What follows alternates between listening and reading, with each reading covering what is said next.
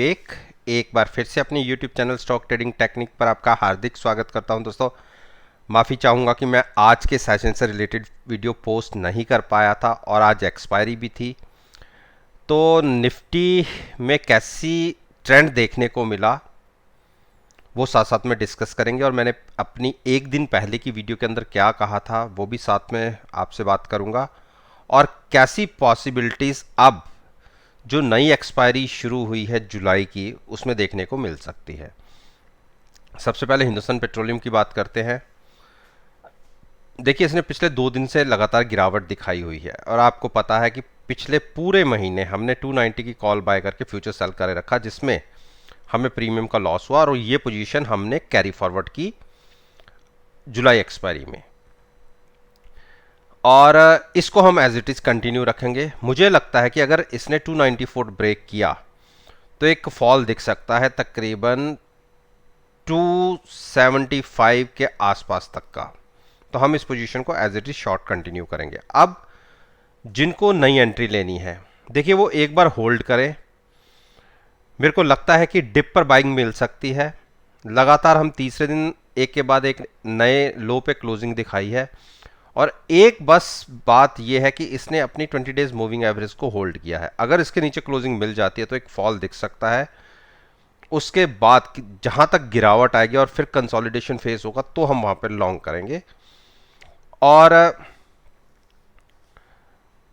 Retail investors से बात कर लेता हूं। रिटेल इन्वेस्टर्स को तो डिप पर बाय करनी है, और ट्रेडर्स जो शॉर्ट करके स्विंग ट्रेडिंग करना जानते हैं या अपनी पोजीशन को शफल कर सकते हैं ट्रेंड के हिसाब से, उनके लिए 295 के नीचे अगर 10 से 15 मिनट क्लोजिंग मिलती है तो एक शॉर्ट सेल बन सकता है। उस केस में at the money call buy करके आप फ्यूचर सेल कर सकते हैं। लेकिन अगर हम नेगेटिव 294 से पहले गलती से भी शॉर्ट मत कीजिएगा। अब आईटीसी की बात कर लेते हैं। आईटीसी को हमने 205 और 200 के बीच में प्लस करने की बात करी हुई है, और हमने इसमें पिछले 2-3 दिन लगातार, देखिए इस क्लोजिंग को छोड़ दिए 206 के आसपास, मैंने 205 के नीचे बाइंग करने के लिए बोला हुआ था, और आज तो हमने 202 तक के भी प्राइसेस देखे। तो डिप पर बाइंग करने की एक स्ट्रेटजी थी, उसको क्रिएट कर रखा है हमने, और अब हम इसको कैरी फॉरवर्ड ऐसे ही रखेंगे पोजीशन को जब तक हम प्रॉफिट में कन्वर्ट नहीं होते। लॉस नहीं है, मैं कहूँ कि लॉस आ रहा है, लेकिन हमने डिप पर बाय किया, साथ में पुट बाय किया और फ्यूचर्स को लॉन्ग करा हुआ है। मेरे को लगता है कि 205 के ऊपर ट्रेडिंग मिलने पर 207 और 209 तक के टारगेट देखने को मिल जाएंगे। हिंडाल्को हिंडाल्को ने देखिए जब से अपनी 50 डेज मूविंग एवरेज तोड़ी है तब से ये नीचे ही बना हुआ है, और पिछले अगर हम बात करें नवंबर से 1 फरवरी से, तब से इसने एक बार भी 50 डेज की मूविंग एवरेज ब्रेक नहीं की थी। और ये मैं बार बार अपनी वीडियोस में कहता हुआ आया था कि इसने अभी तक अपनी 50 डेज मूविंग एवरेज ब्रेक नहीं किया, तो आप यहाँ पर बाय करके चल सकते हैं।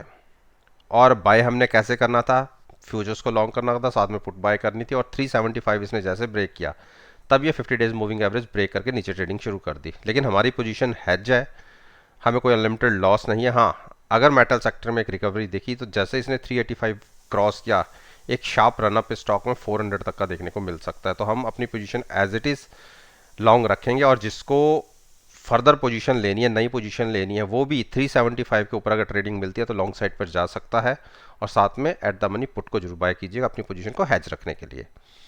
डॉक्टर रेडी ने अगर पिछले 2 दिन की बात करें तो इंट्राडे में जरूर 5350 के हाइज लगे थे, और बाकी हमने इसको डिप पर ही बाय किया हुआ है। 5300 पे भी बाय किया हुआ है, और 5250 के आसपास भी बाय किया हुआ है, और साथ में पुट बाय की हुई है, और फ्यूचर्स को लॉन्ग किया हुआ है। इस पोजीशन को एज इट इज़ कैरी करिए। 5325 के ऊपर एक शॉर्ट कवरिंग आ सकती है जो 5400 तक के टारगेट दिखा सकती है, तो लॉन्ग में बने रहिए। पोजीशन आपकी हैज है। सिप्ला ने एक बुलिश हैमर क्रिएट किया है। आप देखिए नीचे के लोअर लेवल से इसने एक हैमर क्रिएट किया है, और आपको अगर मेरी वीडियोस को आप देखते हुए आ रहे हैं, मैंने आपसे क्या कहा था कि 20 डेज मूविंग एवरेज और नीचे 50 डेज मूविंग एवरेज के बीच में जब भी प्राइस है, जहां आप कंफर्टेबल हो वहां आप बाय करके चल सकते हैं। देखिए 3 तक के प्राइसेस दिखे, और ये आपको 4-5 दिन पहले भी दिखे थे, हम उसी के आसपास आए और वहाँ से वापस लौटे। तो आज एक अच्छी स्ट्रेंथ इसके अंदर क्रिएट हुई है। अगर कल के दिन में जिसने अभी नीचे पोजीशन नहीं बना पाया, जिसने नीचे बनाई हुई है, वो तो अपनी पोजीशन को कैरी करेंगे, और जिसने नई पोजीशन लेनी है, अगर 960 के ऊपर ट्रेडिंग मिलती है तो eight the money put buy करके फ्यूचर्स को लॉन्ग कीजिए। 970 980 के टारगेट के लिए आप पोजीशन को होल्ड कर सकते हैं। भारती, और आज देखिए एक बार हमने यहाँ पर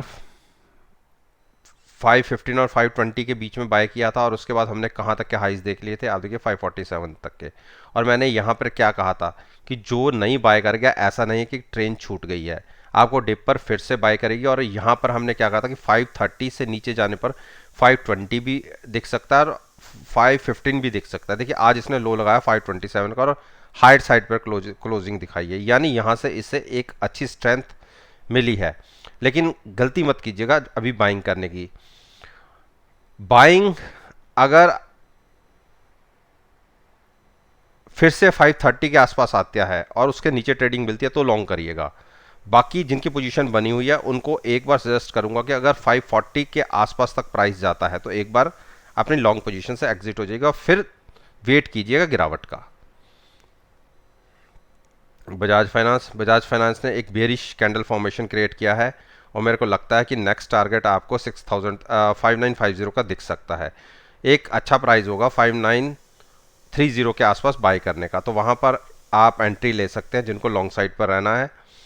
तो उससे पहले लॉन्ग मत कीजिएगा। एक बेरिश पैटर्न क्रिएट हुआ है इसके अंदर कैंडल फॉर्मेशन की भाषा में अगर बात करें। अरविंदो फार्मा ने आप देखें 920 तक के भी लो लगाए, और इसमें मैं कहता हूं कि मैं नहीं मान रहा था कि हमारा ये 960 प्राइस ब्रेक होगा। और आप सबको पता है कि हमने यहाँ से लॉन्ग बनाई हुई है, हमारी लॉन्ग तो यहाँ से भी बनी हुई है, लेकिन सबके साथ हमारी पुट इन्वॉल्व है। पुट बाय करके हमने फ्यूचर्स लॉन्ग किया हुआ है।